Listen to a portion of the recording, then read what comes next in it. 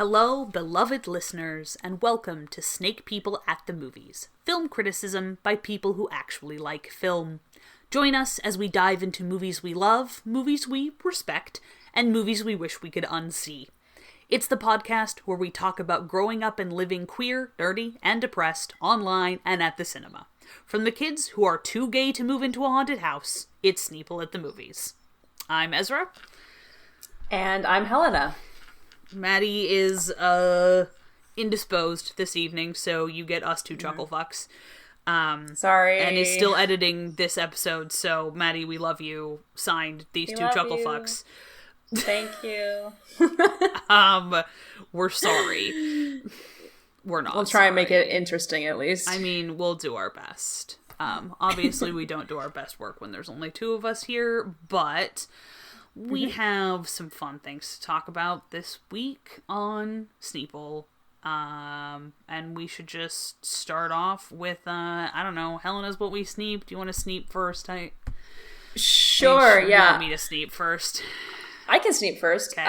I have only watched 3 movies, and they've all been rewatches, which has been a very refreshing change of pace for me since I spent last few months trapped in Oscar hell. Yeah, you were really doing the Oscar sprint for no other reason than you decided you needed to. Literally. In my own enclosure where I built the cage and forged the bars myself. Eating paper. But, like, I'm out of it now. It's great. It's great to be here in the real world where I just rewatch 90s movies, apparently. I wasn't intending to do that, but the 3 movies that I've watched since we recorded have all been 90s movies. I rewatched Princess Mononoke because I got sent that from home in my most recent care package. Aww. And I really wanted to rewatch it. That was amazing. Great movie. I cried a lot.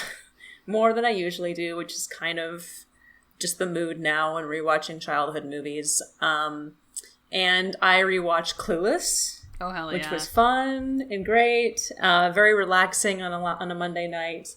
I want to rewatch Clueless now that I no longer irrationally hate Paul Rudd.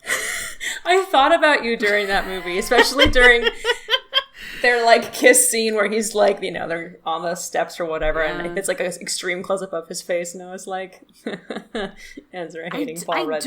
I still do not know where that came from. Like, I genuinely could not tell you what my weird beef with Paul Rudd was, but it was real. And then it just went away. Was it, like, something to do with his, like, late 2000s output of being in all those, like, Judd Apatow adjacent movies? Or no, because I literally wasn't even sure who he was. He was just that guy with the face that I hated. That's so funny. I don't know. I very literally Star Wars Cantina style decided I just didn't like him. Hey, and those guys were valid too, right? I mean, yeah. And I came around on the subject without anybody cutting my arm off with a lightsaber, so that's personal growth. There you go. We can only all hope for the same. That being said, I mean, I think he's fine, and I still have not watched the Ant-Man movie. I guess I could be persuaded to watch the Ant-Man movie if somebody really, like, wanted to watch Ant-Man with me. Do you know what I did one time? I watched the second Ant-Man movie without having seen the first Ant-Man movie. I mean, it's Marvel movies. Nothing changes, so, like, you can get away with whatever you want. He was fine. I mean, he was fine. I don't know if he's superhero material, but... Anyway, I'm not, like, apologizing to Paul Rudd for the period where I irrationally hated his face, because he doesn't know who I fucking am. And he makes way more money than me. Exactly. I was going to say, he's very rich and very successful. Yeah, he's very wealthy, handsome. And with almost 100% confidence, I can say he does not listen to this podcast. Yeah. Paul Rudd, almost if you're listening 100%. to this podcast, what the fuck are you doing? Go and guest star on Conan O'Brien's podcast like, again. We're flattered or whatever, but also, what the fuck? Anyway, yeah, not to promptly say, hey, do your sneep, and then interrupt you what we sneep, but... No, please. Paul Rudd, if you're listening, I just think you're a super interesting artist and performer, and I hope that you're doing really well. The other movie, I was gonna rewatch 2001: A Space Odyssey on Saturday, and then I thought about it that day, and I was like, I don't want to fucking do that. I really love that movie. Fair. But there's something about working on a Saturday and then being like, I'm gonna go home and eat Panera Bread soup and watch fucking 2001: A Space Odyssey that just does not click. So what I did instead was I rewatched Mask of Zorro. I think that was a better choice, but I do too. What do I know? I'm a bear. I suck the heads off fish. I think it was definitely the better choice for the evening and the mood I was in, for sure. And it's been a really long time since I've watched Mask of Zorro. And it also almost made me cry, which is just stupid and embarrassing. Also, that movie defined my taste in men and women for like the rest of my life. So that is what it is. I also, of course, rewatched the Severance season 1 finale. Happened on Friday. Screaming and crying and shaking on the floor. Can't wait. And then the other thing I've been watching is that I spent 2 non-consecutive days letting my dear friend Sage, share Our Flag Means Death with me because they had brain rot, and they were like, can I also give you brain rot? Because previously they gave me brain rot for Dirk Gently's Holistic Detective Agency and What We Do in the Shadows, and I was like, that was a very fun time getting that brain rot from you. Please give me more, especially if it's gay pirate brain rot. So they did, and we watched 6 episodes in one night, and then last night we watched the last 4 of season 1. So this is where I live now. I think, it's great to be here. Again, enclosure, cage of my own making, forged at the bar myself, eating paper, having a great time. Gonna try and sleep and go about the world like a normal person now. It's fine. It doesn't help that, also most, literally half, if not more than half of my coworkers, I only have, 7 coworkers, and 4 of them are also watching it or have watched it. So, and that was all of us were at work today. So it doesn't help that we're reinforcing it with each other every day we are at work. Helena, you're reliving an era in which the vast majority of people watched the same television shows, but a microcosm. How does it feel? Yeah. It feels amazing. I love Lucy. I love MASH. So it's great to be able to be a part of that phenomenon in an era when I was actually alive and not just a twinkle in my parents' eye. Yeah, that's pretty much what I've been watching. So, I feel like I have to start my What We Sneep with saying I haven't watched Our Flag Means Death yet, and I'm desperately trying to stay one step ahead of the hype fatigue, because I really want to watch it, but I, need a buddy, because I can't pay attention to television by myself right now. And then it's okay, well, that means I have to schedule something.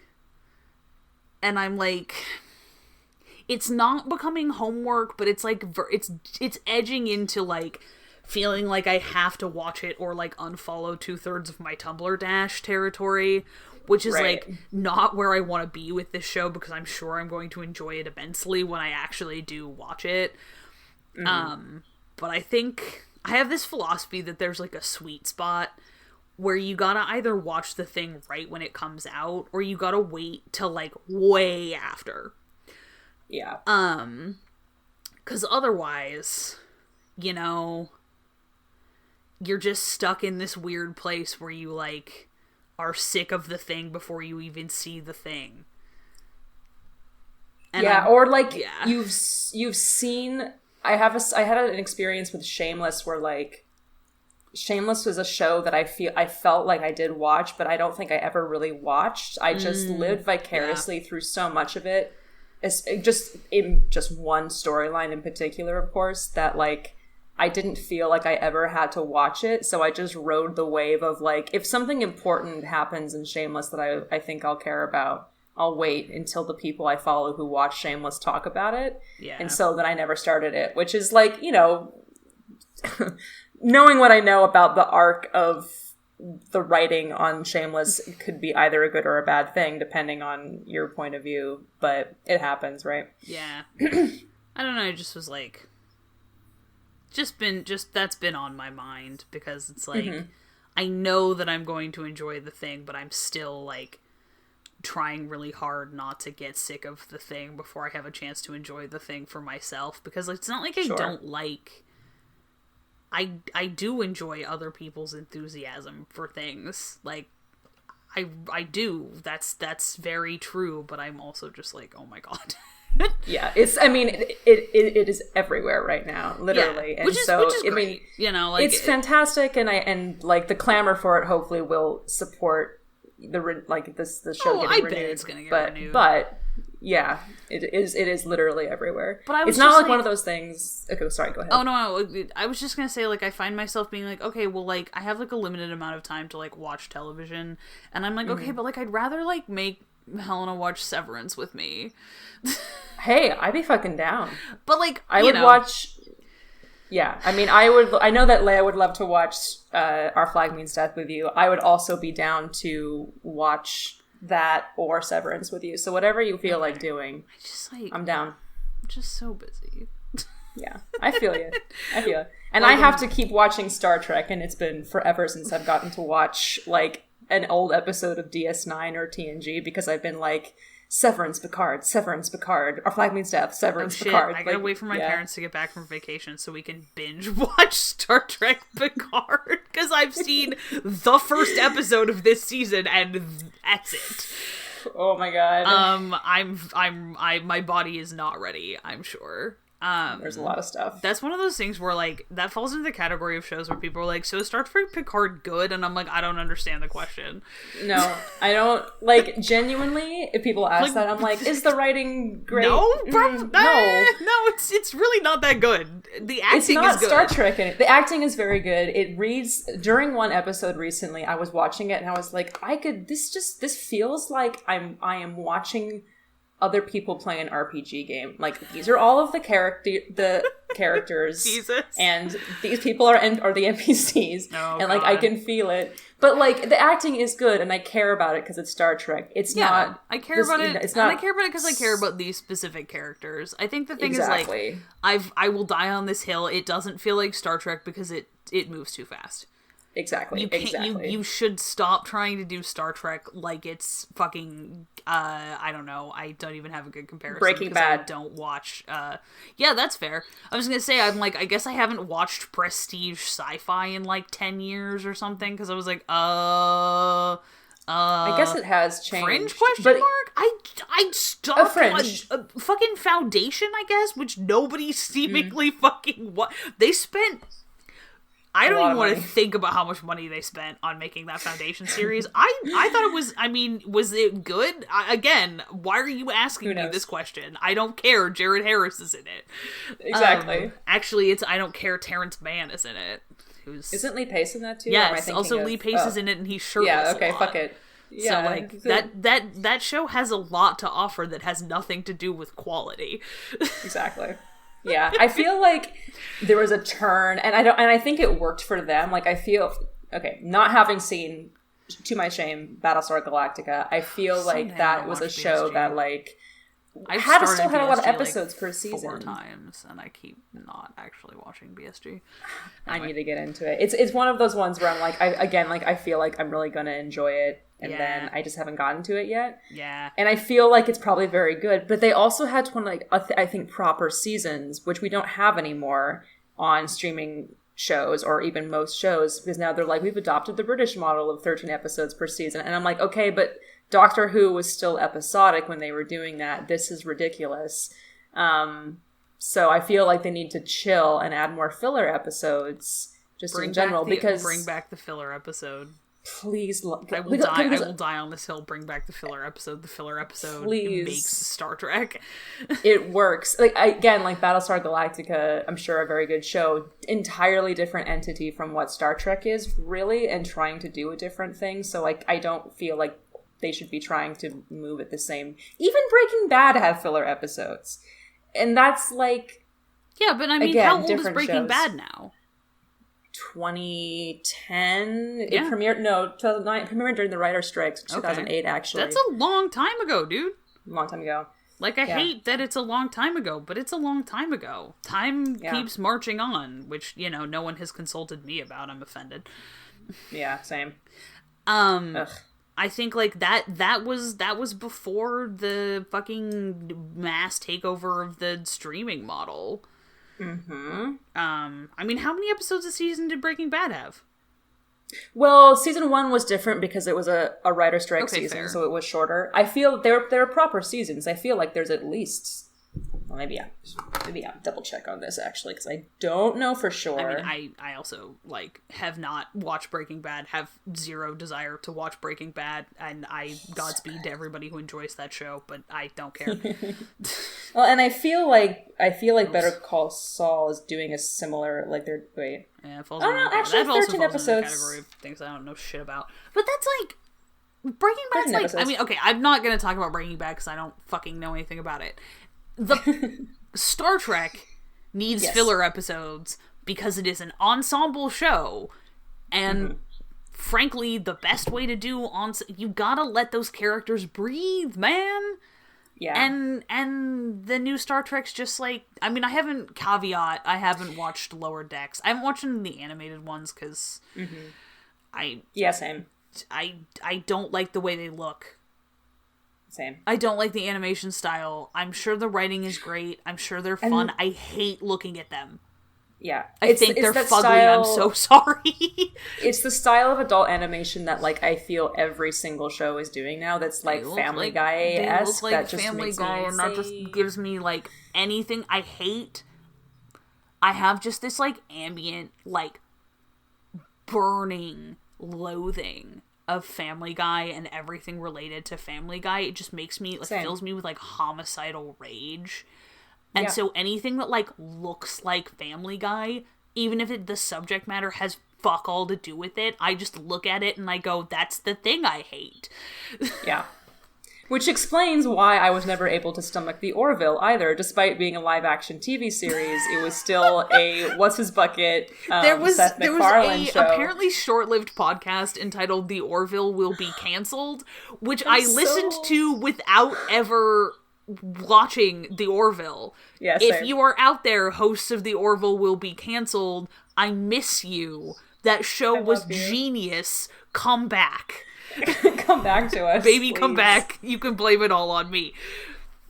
Is The Orville still on? I don't think so. I think The Orville did in fact finally get canceled, although I don't know. God. There is a lot of television out there, and I pay attention to a very small percentage of it because I don't have cable. Sometimes my parents will, like, say things, and I have to just remind them, I'm like, I haven't had cable in at least 10 years, and they're like, oh yeah, and I'm like for real, no cable. The last time I was on the phone with the people from did I get my internet from, they were like, do you want to bundle cable? And I said no, and they were like, are you sure? And I said, I don't own a television, which is not true, but it's just what came out of my mouth. And the guy goes, okay, that's fine. He goes, all right, yeah, sure. I was like, I know you have to ask. I don't own a TV. Now, what's weird here is I'm seeing season 1 of The Orville, 2017, season 2, 2019, season 3. No. It's supposed to be this year. No! Which is really weird that there's like a 3... I mean, I know COVID and everything. Put it back! Like, die. Go away. Anyway. Wow, yeah, that was a fucking tangent. What was I even fucking talking about? What you saw. Oh, Jesus. Anyway, I rewatched The Lighthouse by virtue of walking upstairs into my friends sitting on my couch drinking and watching The Lighthouse. And I just went, all right, poured myself some tequila and sat down and watched, like, the last 2/3 of The Lighthouse. Mood. God, that movie is a masterpiece. I, like, had forgotten how good it was. Because I watched it the first time and I was like, that was spectacular and I never want to see it again. Mm-hmm. I don't know. I'm like, I don't think I would watch it on purpose, but I'm glad that it happened to me again. Yeah. And I would see, like, Robert Eggers, I feel that's, like, similarly about all of his stuff that I've seen so far, where I'm like, I don't know if I'd watch that again or if that's really for me. But I'm really glad that it's out there and that he's doing his thing. Yes, absolutely. I'm so glad that he's making those fucking movies. Yeah. I cannot wait to see The Northman. And I'm really glad about his like thing for Willem Dafoe, because my dad actually texted me, and he was like, the other day, and he was like, Nosferatu movie with Willem Dafoe, like completely out of context, as my dad usually does. And I was like, oh, you mean, because I was like, oh, you mean Shadow of a Vampire is on TV? Like, because that's the movie that I haven't seen, but been meaning to, from the 90s, in which Willem Dafoe plays the actor. Helena, we have got to track down the fucking Shadow of the Vampire. They talked about it on Overinvested, and I need to see it. I really want to see it because it's him and like fucking Eddie Izzard is in it, and I love John Malkovich. I really want to watch it, but this is something different. This is apparently Robert Eggers is doing a Nosferatu with him. Sexy. So, and he's in Northman. So I'm preemptively horny about Willem Dafoe in a Nosferatu movie. Yeah. Oh yeah. Oh yeah.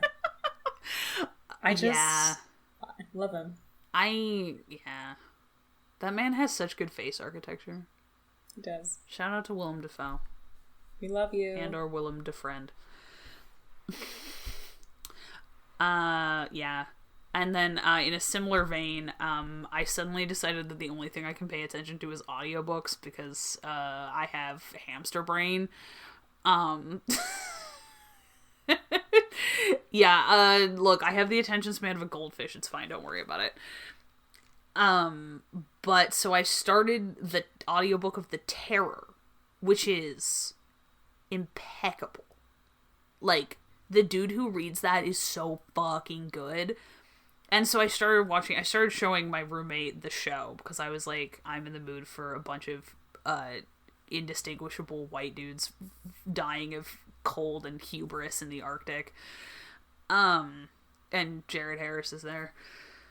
Mm-hmm. Man, you don't know how excited God, I love I Tobias get. Menzies. Why is he so hot? I will shut up. No, you're fine. You're very valid, and your question is valid.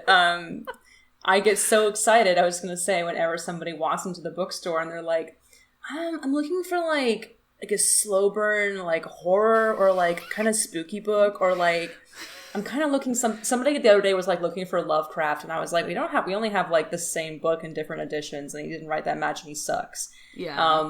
And he was like, you got anything similar? And I was like, well, there's this book. you want some existential horror with like, I mean, okay, I gotta say, the book is exceptionally good. I'm glad I'm listening to it, because I think reading it would be like beating my head against a wall. Fair. Right now, because I just can't pay attention to things. Or I can only pay attention to like one channel of input at a time. And every few weeks my brain just like wakes up and throws a dart at a dartboard for like which kind of thing I can pay attention to for the next 3 weeks. Yeah. But the thing that is nice about the television show The Terror is that it has 100% less period accurate and deeply upsetting racist inner monologues. Lady. Jesus Christ. Yep. Like, again, I am 100% sure that is historically accurate. That does not mean I want to hear it. Nope. Anyway. Yeah. No, yeah. The Terror's great. You should all watch The Terror. I mean, caveat, like a million different content warnings. Same with The Lighthouse, a film which is entirely about gaslighting. The whole plot of that movie is gaslighting. It's so well done that I can tell you right now, if that's something that you need a content warning for, maybe don't watch that movie if you find gaslighting upsetting, because it's incredibly realistically well done. Anyway, that being said, yeah, and then the other thing that I wanted to talk about was I have started watching The Haunting of Bly Manor. Yay. And this is kind of like, I was kind of thinking about talking about this plus like the our flag means death phenomenon, because it's like the other side of the spoilers coin, which is like, I don't want to see too much of Our Flag Means Death, because I will feel like I have seen the entire show already, and my brain will go, well, we don't need to watch that, we've seen it all already, and that's like not fair to the show. And, I mean, I'm not saying the Tumblr fandom is, like, bad or anything. It's great. I'm sure the Tumblr fandom is fantastic. I don't want my experience of that show to be filtered through, like, the Tumblr lens. Yeah, very fair. 'Cause there is a lens there. And, yeah. Y'all, I mean, I would imagine everyone who listens to this show knows what I'm talking about. Yeah. I only read, I scroll through so many texts, I like scroll past so many textbooks, like, no. oh gee, I'm not reading that. No. I'll read what Sage sends me, I'll read what Leia sends me. Yeah. You know, I love looking at a good gift set. Curating my fandom experience on this one. I'm like, oh, 2/3 of my Tumblr dash is obsessed with this. Shut up. Yeah. I'm like, Agavia Bigger Whitlaw, who, speaking of overinvested, one of the co-hosts there had a really excellent thread that they were, when they were live blogging it. And also because they were coming from the same space where I was like, the first gay pirate show was actually Black Sails, Know Your Herstory, and like that kind of thing, being like semi, you know, not wanting to rain on people's parade, but being semi bummed because it was becoming popular so fast, and Black Sails never really got that moment to be like a big show because it got dismissed so roundly when it first premiered, and it only found an audience kind of after or close to the end that it had. Yeah. But they're two completely, I mean, they're very, very similar, but different. Two way, way different shows, and I do appreciate both of them, but she was coming from the same place where it was like, I don't know if, but then, it's like I said, like I'm sure having really good insight. I'm sure it'll bowl me over, but this is like, and I genuinely, like, I don't really care about spoilers per se, mostly because like I'm really busy and I am bad at keeping up with things, and so sometimes I'm like, sometimes spoilers keep my interest. Like, I will see spoilers and go, oh yeah, I need to watch that show, or like, ooh, that sounds like fun, I need to catch up on, you know, this is how I deal with Critical Role, which is like, I'm perpetually 10 episodes behind, but I know what's going on the show, because I just don't bother to avoid spoilers. But, like, it's not even a plot spoiler thing. It's like, I don't want to get sick of the show's shtick before I have a chance to, like, see it in action, instead of, like... Especially with a comedy show. Like, that kind of thing can wear out its welcome. Yeah, for sure. Especially if it gets, I don't know, tweeified. I'm manufacturing an eye twitch in an audio medium. I can see it, thank you. Yeah, I love to just constantly forget that this is an audio-only medium and make faces to communicate things. Anyway, so what I was trying... Jesus Christ. We love you, Matty. I have lost the thread of this whole evening. The flip side of this was that my roommate and very dear friend was like, okay, I want to watch The Haunting of Bly Manor, because she's like, okay, this is like fully the show that like precipitated me realizing I was a lesbian. And I was like, wow, that's banging. I love that. That's awesome. Yeah. I get where they're coming from. Like, yes, that makes perfect sense. But I was like, this is too spooky for me.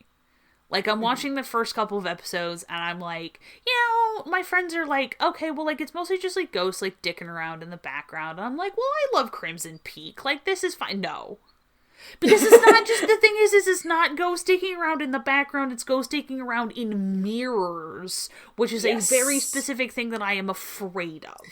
Well, and it's also, there's something about Crimson Peak, too, in, like, Del Toro, that it's, like, Crimson Peak to me is camp a little bit, too. Like, one, it's camp. It's a little tiny bit camp, and two, it's fantastical. Yeah. It is, and it's also, like, you know, it's a period piece. It's a gothic romance, you know, like, in the period of gothic romances. But the thing with... And so I was like, okay, like, this is, because the thing that I do when stuff is too scary is that I just stop paying attention to it. Because I'm like, okay, like, I can't get too wrapped up in this because I will get too wigged out to deal with it. And I was like, nope, this is too scary. And I was like, you know what I'm going to do? Because the thing about Crimson Peak is that, like, you know what's fucking going on. Yeah. Like, you know what's fucking going on. You're not really meant to not understand what's going on. Bly Manor, like, you're not... If you rewatch it, it's very, very well seated and set up, but the first time, like, you are not supposed to understand what's going on the first time. Yeah. And I was like, sick. I can't deal with this. But this is a thing that my friend really likes, and I want to, like, I don't want to just, like, bail because it's too scary, because I'm tired of doing that. Mm-hmm. And so I was like, you know what, I don't know what I'm going to do. I'm going to go, like, read some episode summaries. And I just read, like, the Wikipedia summary of all of them. I was like, oh, okay, I can deal with this now. Because I understand what it is, and now I can appreciate, like, the storytelling instead of just being like, okay, like, I'm gonna have to start covering the fucking mirror in my bedroom because it's wigging me out too much. And, like, it lets me see, I don't know, it's like, it lets me see the work that went into it and appreciate the work that went into it, and also, like, appreciate the parts that are not, like, jump scary. Yeah. Because I'm sorry, I hate jump scares. I just don't. I don't think there's anything wrong with them. I just personally find them unpleasant. Well, it's when they're overused, and I'm not. This is not to say that I think any of the what's his bucket? The guy who creates those shows. I've seen all of them. Flanagan, Mike Flanagan. Yeah. I've seen Hill House and Bly Manor and Midnight Mass. Oh, okay. Midnight Mass is my personal favorite, and it does it less than either of those shows. But both Bly Manor and Hill House, to different degrees, rely on that, like, there's a hidden ghost in this frame. Yeah. If you're paying attention, if your eyes drift off to the corner, you might see him. And I was like, don't need to know that. Sweet. No, don't need it. I don't want it. Put that thing back where it came from, or so help me. Literally, it's like not so much jump scares. Like the scene, like, very, very early on in Bly Manor when what's her name, the main character, is trapped in she gets locked in the closet. Yeah. Right? And you're just expecting something, and you, like, any moment, and there's something in the mirror. And, like, even earlier in that scene, they're like, oh yeah, this thing, there's a ghost. Yeah. It was the only one that I could actually see myself without, like, looking through a BuzzFeed post. They're like, yeah, there's this ghost in the back of the scene the whole time she's talking to these kids in the bedroom. And I saw that, and I was like... You're like, nah, dog. Bye, I can't do this. I don't know, man. I don't like ghost stories. I mean, I do, but, like... that one, that's, like, on... There's not... Most things don't really freak me out that bad, but, like, for some reason, like, the ghost ones do genuinely freak me out. They do. But, like, that show's really... I'm really enjoying it. I mean, I'm only, like, halfway through. And part of me, like, wishes that I could just deal. But also, like, look, I'm 30. I'm not gonna, like, go through some dumb process of, like, desensitizing myself to fucking horror media. But I don't... Yeah. Guillermo del Toro said I don't have to do pop culture homework. If it's meant to happen, it'll happen, right? And, like, everybody has their own threshold for it. I had to, like, there's other ones as well, but famously, like, the ones that I cannot watch. I think I've talked about this before on the podcast. I cannot do Human Centipede. That kind of shit. I've read the plot summaries for every single... And the thing about Wikipedia plot summaries, I will say this, because I have read quite a few Wikipedia plot summaries for horror movies. And... the thing about them is that no matter what movie it is, and no matter how good of a movie it is and how well written it is, every Wikipedia plot summary sounds insane. You're not it wrong, just sounds they crazy. Do. And you read them, you're just like, that sounds so fucked up and weird and stupid. I don't know if it'll actually play like that. Yeah. I'm trying to think if I did that for Malignant too. I don't think I did. What is the premise of Malignant? I don't know anything about that movie. So... what is the premise? And then I have a joke about watching Bly Manor, which is somebody's like, oh, well, it's based on Turn of the Screw. And I just am like, hey, I saw an opera of Turn of the Screw once. And they're like, oh, that's really cool. And I'm like, I fell asleep. Well, and I will say before I talk about Malignant, the same year, this last October that I watched all of the Mike Flanagan horror stuff, I also watched the movie The Innocents, which is the 1961 adaptation which is fucking scary as hell. No, thank you. And it does even less than what Bly Manor is doing. It is a more faithful adaptation, but does less of the modern horror stuff that Bly Manor is doing, and yet is still a lot scarier. Like, nah. Very good movie, but very scary. Malignant is... Oh yeah, just blanket fucking spoiler warning for this. If you care about spoilers about, like, on principle, just... We will see you next week. Yeah, Malignant relies on a very big twist, so if you haven't seen Malignant and still want to... Oh, God, Maddie wants to watch Malignant. Oh, fuck! Okay. I can't talk about it. Never mind. I will say, it starts case. out about a chick, and she is being... there's, like, this... She keeps seeing this figure, and all of these people she keeps seeing visions of people who are dying, and then they end up dying in real life. Like, she's predicting them or something. Oh, Kate, nope, never mind. Somebody did explain the plot of Malignant to me. Yeah, no thanks. I'm very happy for you. Yeah, it was very fun. Sorry, I did a little dance there. I don't know, man. It's pretty fucked up. You know it's what very it is? Fun. I think what I hate is that, like, so, like, most forms of ghosts, right, are firmly in, like, Christian tradition style ghosts, where I'm like, either I'm, like, not gonna have to deal with that as a Jew, or I'm just gonna hand it off to someone who does. But when ghosts possess people, I'm like, we're into Dybbuk territory, and I am not fucking with that. Yeah. Like, no!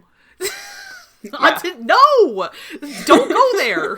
Don't invite the fucking evil eye! Me it borders spitting out the window in between episodes of Haunting of Bly Manor.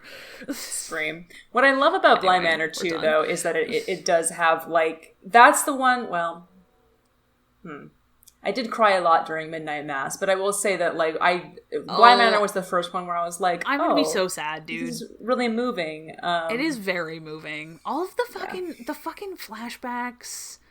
The flashbacks with her and the childhood friend, and, like, just the absolutely crushing, ruinous, quiet sadness of compulsory heterosexuality.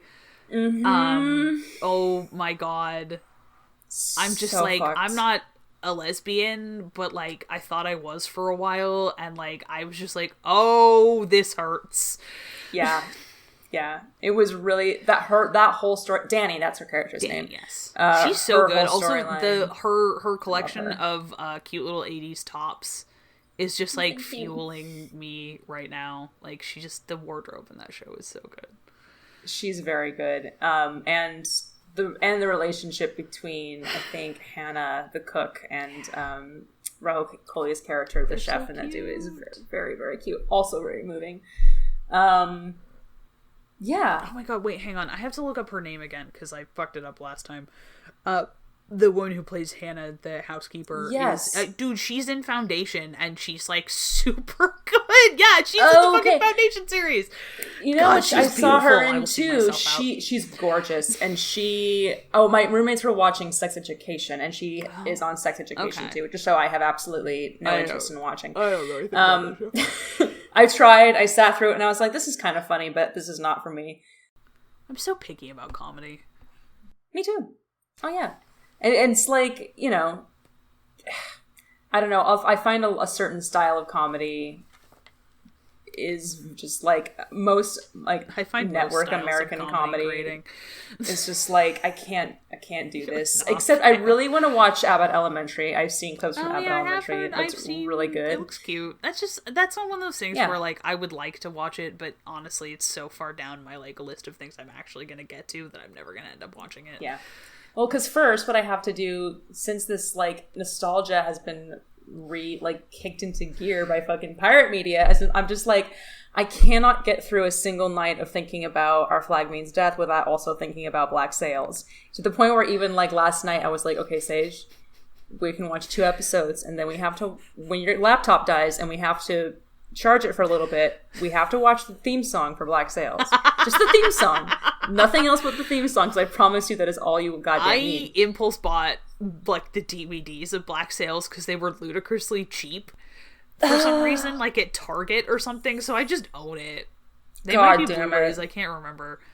I don't know. They were like $40 for a whole 4 seasons of television. I was like, damn, alright. They had them at video DVD Game Exchange, which is like no longer exists in its proper form. CD Game Exchange. Yeah, the artist formerly known as CD Game Exchange. Yeah, which is now primarily Rest Its Soul, a video game store, which is great for people who play video games, but I do not. Yeah, unfortunately. it's like vintage video games, which is like cool or whatever. Yeah. But also CD Game Exchange, my beloved. Yeah, that's where I got my extended Lord of the Rings Nice. For like $4. I just really viscerally remembered trying to go to the Everyday Music in Beaverton, like after dropping somebody off and then finding out that it had closed by like walking to they were being like, oh, that's not there anymore. Should have looked that up. You haven't lived here for like 3 years. I was like, that makes me so sad. Anyway, Everyday Music bangs. I just secondhand fucking Music Millennium, also amazing in Portland. Now we're just naming secondhand. Now we're just naming media places stores that we love, but you know that my mom also that's happened fine. to work at in the 80s. Oh, that's really funny. I love that. I was thinking about yeah, God, Black Sails is good. Black Sails is great. I swear to God, there's a clip from Black Sails that I have been rewatching on every day. I just like gets in my head, and then I've been rewatching it, being like, God damn it, this is so good. So I like that's really high up on my list. I really want to rewatch it now. He's like so good, it's freakish. It's so amazing. I'm like, and how do you just change your whole persona by moving like 3 face muscles? Yeah, my God. It's fucked up. It's incredible. Sorry, this is now the Black Sails episode of the show, I guess. I'm remembering us talking about this scene, and now I can't remember what it was, but there's a moment in Black Sails that we've talked about where he... Some decision is made, some change is reached. I think it's actually during a flashback and during Flint's character.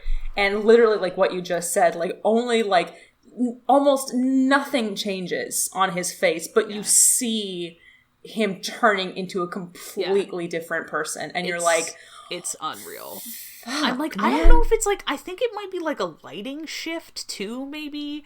I think there's like a subtle thing where it's like it's lit differently, so it almost looks like his face is shaped differently, but it's mostly just Toby Stephens being a like incredible actor.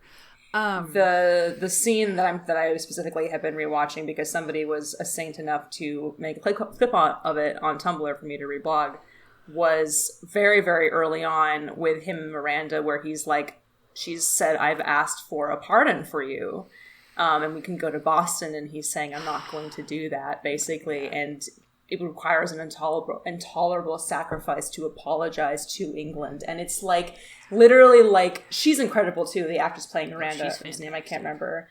And she balances his rage really well in that scene. But it's like the words are being ripped out of him, and it's causing him physical pain to say. It's so good. Ugh, he's amazing. Which I know is just like, I'm an actor. I know that's just like, it's acting, and that's how acting works. But it's good. But like, it's great. Really good. Like, and it's hard. It ain't easy. Acting is hard. Trust me. Good acting. I mean, you know, yeah. I've believe me.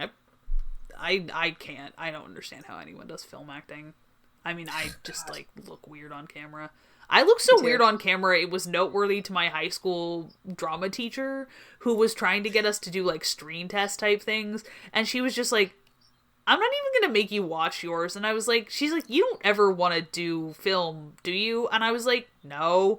And she's like, cool, because you look weird on camera. And I was like, thank you. I apparently literally just, there's something about, like, the way my face is shaped that it looks weird on camera.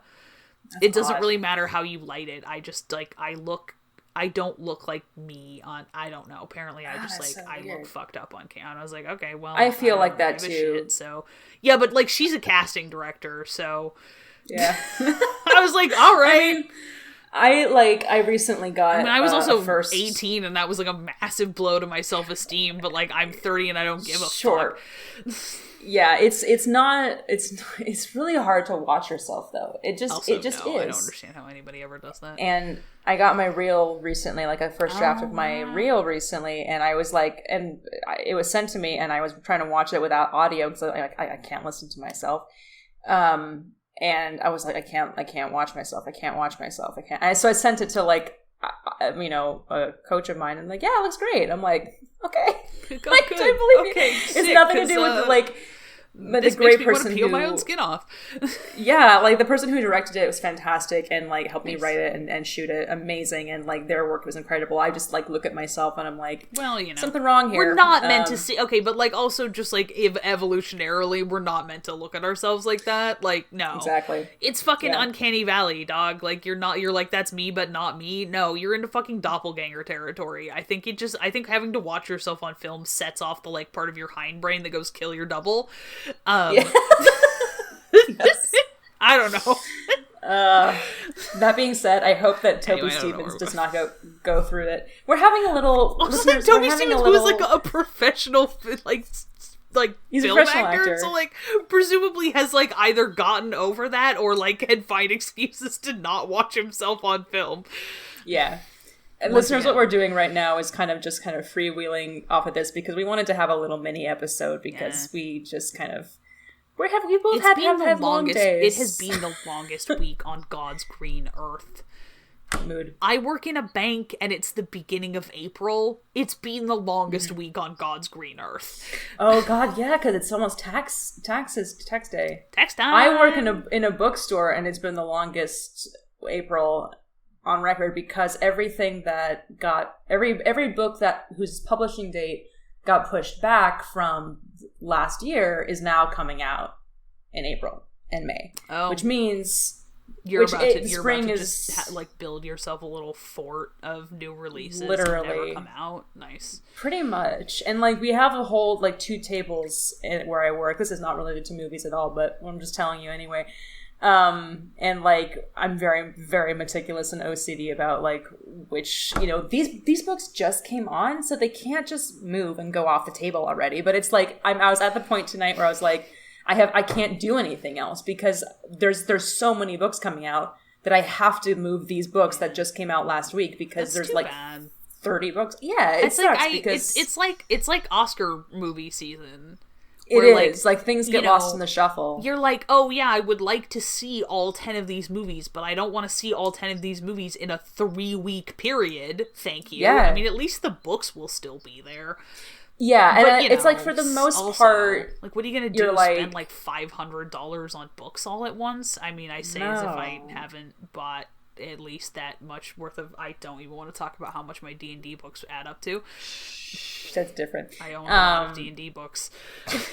I mean, it's like, we're a small enough store that people will come in being like, do you have the new Ocean Vuong book, which is great, or the new what's her name, the new Jhumpa Lahiri book that just came out. Like, I feel so uncultured. I love listening to you talk about like bookseller shit because I'm just over here like deeply, deeply uncultured when it comes to like contemporary writing. I'm like, I don't know shit about shit. To be fair, I'm like barely reading any of these. I don't even know who anybody is. I see these names float across my dash occasionally from my friends who like read like new releases, and I'm just like, I don't know. It's not like I don't read books, but like my last great literary accomplishment was reading The Silmarillion, a book that was old when my dad was a teenager. Like.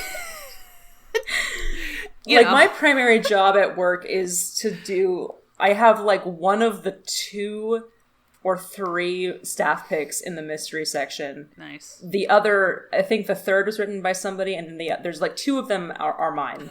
Love it. And one of them... They're both by Lindsay Faye. And, I mean, Lindsay Faye bangs. Her stuff is so good.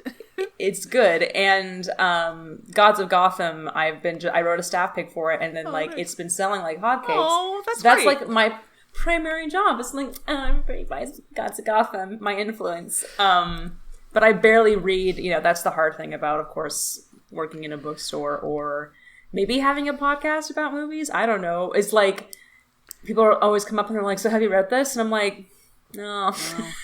And they're like, oh, you know who this person is. You know who I'm talking about, right? I'm like, I absolutely know who you're talking about. And I've seen the cover and I know the title and I know the author. I just haven't read it. I've just worked in a bookstore for like 6 consecutive years. There's a limited number of hours in the day. And I have to sell my labor in order to subsist under capitalism. I deliberately, when I was a teenager, was like, I can't read more than this many pages a day, because if I don't set a limit for myself, I will just read all day. And that has been very good for me, because it means I only really read about an hour a day, and I can get a lot done in that hour, but it's also just like, it means that you don't want to spend time reading stuff that you're not interested in, so you're just like, new releases? I mean, I just have, like, no attention span for things that I don't like these days. No. Like, if I don't love it, it's not happening. Which is fine. I mean... It's fine.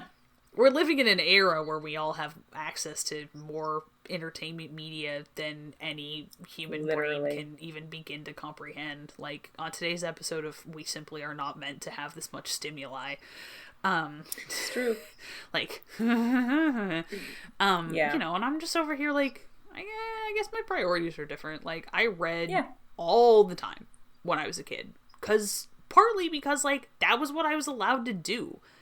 Wasn't allowed to have any kind of gaming. I didn't have a Game Boy. I wasn't allowed to have any of that kind of stuff. I was not allowed to be on the computer all the time. I was not allowed to watch TV all the time.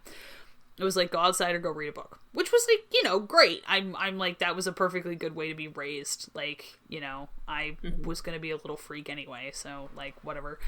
And I could read in the car, and my parents, like, I went on a lot of long car rides as a kid, so I just, like, read in the car all the time. Right. But, like, and, like, I'll do that sometimes. Like, I don't remember what I was doing the other day, but I just, like, read for, like, 7 consecutive hours. Which was, like, beautiful. Not good, though, because it wasn't, like, I just was, like, I, like, was reading and, like, got up to do, you know, like, get lunch and stuff and then kept reading. It was, like, I cannot do anything other than sit on my bed and continue to read. And then I was like, I'm hungry. And then I would go back to reading. Anyway, I don't know. People keep asking me if I have ADD. For a reason, I probably have ADD. Anyway, I don't want. Again, I had a friend come over who the other day, who was like, told me before we hung out that they had forgotten to take their ADHD medication. And when they came over and I told them, oh, in the fridge I don't have any food. It's mostly empty cartons of food that I have not thrown away because I have to wash them all first and then throw the food away in a garbage, which is too small. So I just kept them in the fridge. So my fridge is full of empty cartons. And they're like, yeah, I know how that is. And I'm like, oh. Yeah. I mean, do I? Okay. all of these things are like, there's a cluster of shit. Yeah. Yeah, anyway, I don't know. I just know that I'm really glad that I finally, like, the Wellbutrin actually, like, works. So that's exciting. Very exciting. Shout out to the people who invented Wellbutrin. I have markedly less squirrel brain. Yeah. But, like, yeah, I don't know. Which explains kind of what we're talking about too, I think, with like all of, just to kind of tie it all back in, this, you know, tangent that we've been on, which is amazing and fun. Like tangent, there's like 17 different tangents. Yeah. Which like, you know, whatever. This is why it's so hard to watch, like, to get into a new show, I feel like, because I feel like I'm very rarely ever watching a new show because I'm so busy. Like the 3 shows that I'm watching before I started watching Severance and before I started watching Our Flag Means Death, and of course the new, like, Star Treks are old Star Treks again, and then, like, rewatching MASH, and then watching Supernatural, or Soup, affectionately, with Soup, Leia. Some naturals. Soup derogatory or Soup affectionate, whichever, pick your poison. And so, like, all of these shows, which are frankly, yeah, Soup. Fairly. You know, which are all shows that are now over. And I feel like there's a lot of shows that are over now, too, that I want to go back and rewatch or watch for the first time rather than get invested in a new one. I genuinely prefer to watch things that are already over. Yeah. That's like there's so much. Or to get something I can get caught up in, like, again, Our Flag Means Death, like, something I can get caught up on really quickly. Yeah, that's a digestible amount of television. Yeah. Even Severance, which, like, the episodes of Severance are very long. I mean, not very long. They're, like, an hour long of television, but Severance. Helena, watch Severance with I was me. screaming and I want to crying. watch Please Severance just... really bad. I'm so sure that it is like going to be like catastrophically my thing. And if something's going to eat my brain, I would rather have it be that than Our Flag Means Death. I'm sorry. Please, like I want to watch Our Flag Means Death, but I'm also like I need to do it like literally like this week, or I'm gonna get I'm gonna get the hype fatigue. Literally, just let me know when you are free to watch it, and I will let you know when I am free, because I had a really good time. And now that I've watched it all the way through, like, trying to keep my eyes peeled on the mystery of it, I would love to go back and watch it again, knowing what I know now, because the finale just, like, made me want to eat my hand. It was so... that I made ended on a cliffhanger. Turturro. Is that how you say his name? Oh. John Turturro? Yeah, I love him. Oh, you were so. Like, you were, who were you saying, like, couldn't play Barton Fink? Oh, no, this was something, I follow somebody on Tumblr who said this, that they reblogged a post about him from Severance, and were like, yeah, Toby Stephens couldn't play Barton Fink, but John Turturro could play James Flint, and I was like, you know what? You might be right. You might be right about that. The thing is, and then I do want to... The joke that I made was of course Toby Stephens couldn't play Barton Fink. He's not Jewish. Neither is John Turturro, but under the well-documented fucking treaty between Jews and Italians of, like, 1948 that allows us to play each other in movies, he counts. Yeah. He is... truly, yeah, and he could, and like that's like the thing, and like his character on Severance. I'm so excited. I think that you will. I don't like saying this to people. Like, I think you'll love this thing, but I genuinely that doesn't think, bother me. I'm like the one of our friends that doesn't bug. Okay, good, because I think like his character in particular on Severance is just like you. I feel like you will really like him. Exquisite. He is very special. So pleased. I love him very much. So yeah, he's delightful. Anyway, it's doing something special. It's fine. That's watch Severance, guys. I mean, I have Apple TV. Enough. I need to watch Severance. I also need to watch I watched 9 out of 10 episodes of Foundation and then just stopped. I never watched the finale of season 1 of which is... I like that show, and I just didn't watch the last episode for some godforsaken reason. If you never watch the finale, like the show never ends. I don't know why my brain is like this. Sometimes, like, even it'll be like things that I genuinely enjoy, and all of a sudden my brain will just be like, yeah, we're not doing that right now. And I'm like, okay, sure. Fine. Someday. Be like that. It's like an hour. I can just do it. And then I don't. I end up, I don't even know what. I've been bouncing through a lot of weird fan fiction again. Mood. Yeah. I've been bouncing through, I was like trying to like harvest some of my old bookmarks from my old like third-party bookmarking service onto Archive of Our Own, and I ended up just like going down the rabbit hole of some of my like old favorites, which ended in me like staying up really late reading Stargate SG-1 fanfiction that was written in like 2006. It's good, so you know, I'm just saying I will tweet a link to this. It's called Jigsaw, and the premise is that, like, because SG-1 has, like, an alternate universes, like, recurring plot thing, and the idea is, like, 3 out of 4 members of SG-1 die in a freak accident, and then the 4th one, like, goes through the fucking possibilities mirror or whatever to go find, like, the universe where everybody's alive but him, and then in the process realizes that all of them are in love with each other. It's incredible. Anyway, I will see myself out. I just like it where, you know, it's sometimes it's fun when you have groups of characters who like are going to fall in love with each other in any universe. Yeah. Anyway, that reminds me absurdly on a perhaps on an ending note. I'm not sure. Sure, yeah. This is I'm like what constitutes podcast? This is plenty of podcast. This is plenty of podcast, and it could be edited down. It could be a nice little mini episode. I want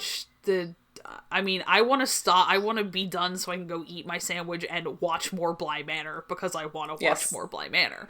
And I will say this the way that you described that SG-1 fic reminded me of a little known TV show that I feel like I am the only person that has ever watched that's called Strange Days at Blake Halsey High, otherwise known as Black Hole High. What? I have no clue what you're talking about. I'm Googling this right now, live on children air. Who did not have cable growing up, which, as you are maybe familiar with, who watched the Discovery Channel, Strange Days at Blake Halsey High was a Canadian television series. Famously, maybe now known to people, the actor who plays David's boyfriend on Schitt's Creek was on the show when he was a teenager, young man. It is about a school where there is, like, ostensibly a black hole underneath it. Lots of freaky shit going on. It's like X-Files, but it takes place on a boarding school, and they're not FBI agents. They're just a bunch of ragtag teenagers and their hot science teacher who I had a crush on. This is apparently on Jeff's Hell site streaming. Is it? I don't know if it's a good show. It's a kid's show, you know. It looks cute. Yeah. There's an episode where one of the characters goes to an alternate universe, and she meets the Mirrorverse versions of all of her friends. And she meets, like, the Mirrorverse version of this one character, and she's like, oh no, he's hot. And realizes via, like, falling for the Mirrorverse version of this character that she has it bad for the other character as well when she goes back to the real universe. I remember this episode very, very clearly. Anyway, I have spent a truly egregious amount of time thinking about the alternate universe episode in season 3 of Buffy the Vampire Slayer, where Willow starts to figure out that she's gay by thinking that alternate universe vampire her is hot. Which, like, yeah, all right. She is. Vampire would you Willow, fuck your clone? Yes. Vampire Willow did a number on me as a 17-year-old. Yeah. Dude. Also, like, I like alternate... You know what's funny? I complain a lot about alternate universe fanfiction, but then I really like alternate universes, like, in my sci-fi media. Yeah. I remember... Yeah, that's true. Eureka. All of the alternate universe stuff in Eureka was fabulous. I miss like, the OG style of sci-fi original shows, like, so much. They were so fun. I loved Warehouse 13. I loved Eureka. I just, like, all of that stuff that just was, like, it was... Everything takes itself so seriously. It's like everything has to be slapstick or prestige TV these days, and it feels like there's nothing in between. Yeah. That's my post about this. I feel like Severance is a show that strikes a good balance for that. Oh, good. Just to put, like, one little last Severance brainworm into listeners' ears before we log off, which is my job now, apparently. Yeah, well, you know, we all like, have it's our a callers show. in life. Yeah, I truly do feel like, I swear to God, this will be the last thing I say tonight about anything. Like, a lot of people, especially online, don't seem to know how to parse the idea of a dramedy anymore. So people are like, it's not a drama, it's a comedy. I'm like, it's a drama with comedy elements. Like, you can do that. It's okay.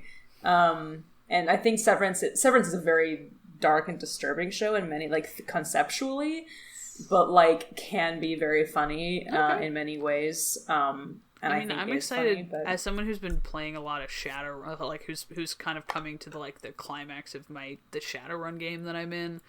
And the whole thing with Shadowrun is that it's specifically the whole, like, it's easier to envision the end of the world than it is the end of capitalism, because the idea in the premise of the Shadowrun universe is that the world ended and capitalism kept going.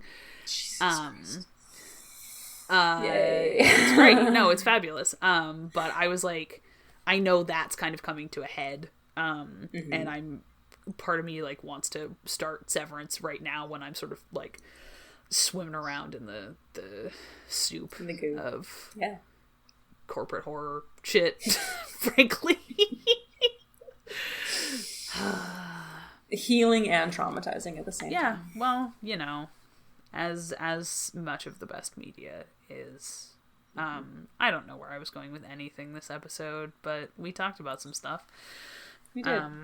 Hope you enjoyed some of it. Hope you learned some things. Yeah. You know, this is what happens. It does not matter who is missing, but anytime there are just two of us, it's like we need, like, the I don't know how physics works, but, like, it's like the when we spin with the three of us, like, we can, like, keep going in, like, a straight line, but if you take one away, we, like, careen off into a bunch of weird directions because we're no longer, like, balanced center like one gravity. of those fucking fidget toys. Yeah, we're like a trinary star system. I'm gonna shut the fuck up now.